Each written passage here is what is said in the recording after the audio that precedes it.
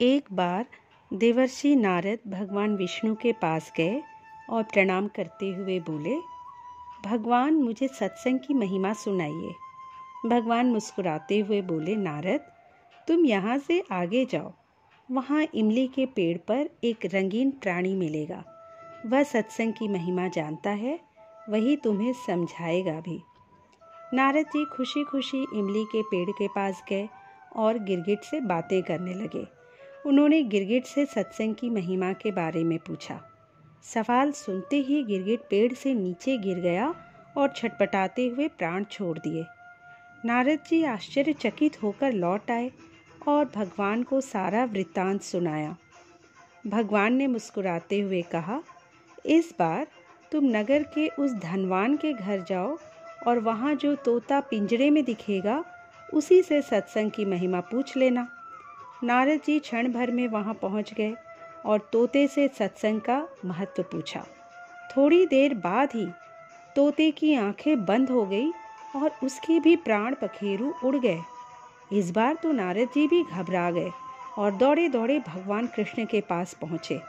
नारद जी ने कहा, भगवान यह क्या लीला है? क्या सत्संग का नाम सुनकर मरना ही सत्संग की महिमा है? भगवान हंसते हुए बोले, यह बात भी तुमको जल्द ही समझ आ जाएगी। इस बार तुम नगर के राजा के महल में जाओ और उसके नवजात पुत्र से अपना प्रश्न पूछो। नारद जी तो थरथर कांपने लगे और बोले, अभी तक तो पक्षी ही अपने प्राण छोड़ रहे थे। इस बार अगर वह नवजात राजपुत्र मर गया तो राजा मुझे छोड़ेगा नहीं। भगवान ने नारद जी को अभय दान दिया। नारद जी दिल मुट्ठी में रखकर राजमहल में आए। वहाँ उनका बड़ा सत्कार किया गया।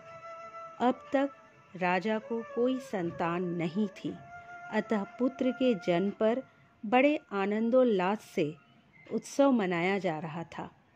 नारद जी ने डरते डरते राजा से पुत्र के बारे में पूछा।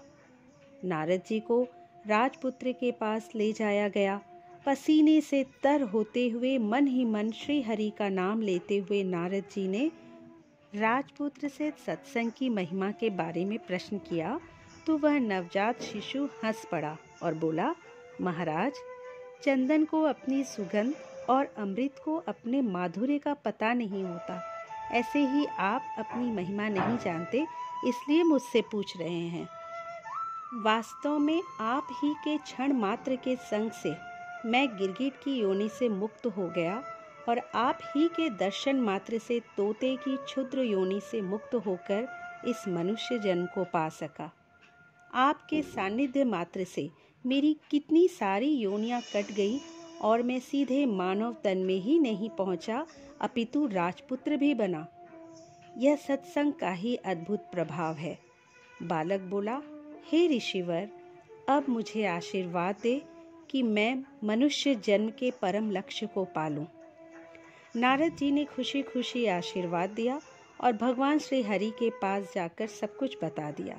भगवान ने कहा, सचमुच सत्संग की बड़ी महिमा है। संत का सही गौरव या तो संत जानते हैं या उनके सच्चे प्रेमी भक्त।